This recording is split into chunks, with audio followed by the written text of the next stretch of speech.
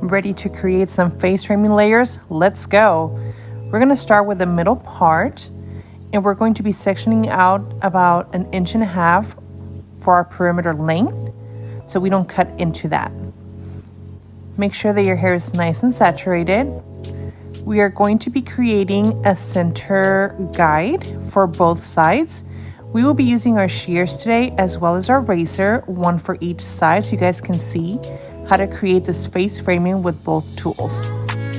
So ensure that, again, your hair is nice and saturated. You want to have even consistency throughout your haircut. As you can see, I'm going to comb at a 0 elevation. We're going to comb at a 0 elevation, bring our hair straight down, watch your tension, and we're going to cut in a diagonal back line with our razor. Using our guide as a visual, we start cutting in a diagonal back, go all the way to the bottom. Double check your work, ensure that everything is nice and consistent. Then we're going to drop down our perimeter that we have not cut into so it doesn't look thin on the ends. And that's how you do face framing with a razor. Hope you like it.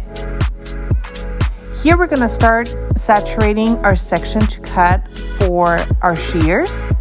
We're going to be elevating at a 90-degree angle, ensuring that there is no bumps in the hair. Make sure you comb that section.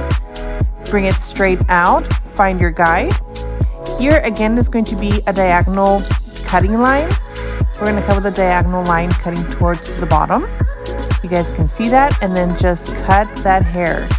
Because we have a guide and we have our elevation, it's going to give us a nice, beautiful face frame. You guys can see that from both sides. Hope you guys enjoyed this tutorial. It's nice and easy. Let me know if you give it a try.